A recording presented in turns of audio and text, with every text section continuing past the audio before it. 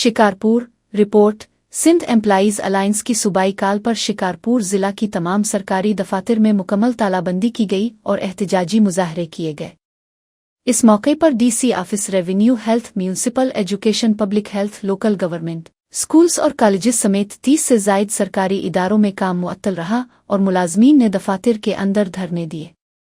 एहतजाज की क़यादत जिला सदर सैयद राशिद हुसैन शाह, औप का जिला सदर अब्दुलवेब कागजी, मुजाहिद लानिगा, असलम शीदी, बाबू नसीम, मेराब सुमरू, गुलाम सरवर कोनेरू, नजालदीन शेख, नदीम जोयू, रहीम आरफानी, फ़हीम सुमरू, अकरम अबलू, अब्दुलशकूर सुमरू, आगा बाबर पठान, राहिल मेमन, अली कुरैशी, रियाज मेमन, शफीक शेख, आगा शोएब पठान, डॉक्टर अतहर शाह, डॉक्टर जहीर शम्स भुट्टो, अब्दुर्रहमान शर, नौशाद भुट्टो, आगा अली जान पठान, औरंगजेब शर, रुस्तम सुमरू, इम्तियाज लाड़क, नज़ीर शाह, एहसान कानलो, यासीन भुट्टो, उमैर शजरिया, अब्दुस्समी जुनेजो, गाजी शेख अब्बास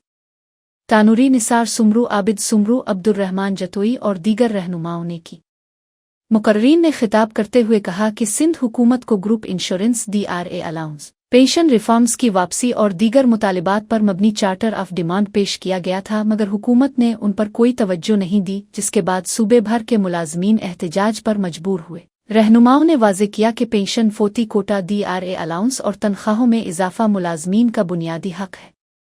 उन्होंने ऐलान किया कि एहतजाजी तहरीक मरहला वार जारी रहेगी और मुतालिबात की मंजूरी तक दफातर, स्कूल्स और सरकारी इदारों की तालाबंदी बरकरार रहेगी। रहनुमाओं ने बताया कि तहरीक के दूसरे मरहले में 6 अक्टूबर को सिंध के तमाम सरकारी मुलाजमीन बिलावल हाउस कराची के सामने धरना देंगे और ये एहतजाज हक की मुकम्मल मंजूरी तक जारी रहेगा।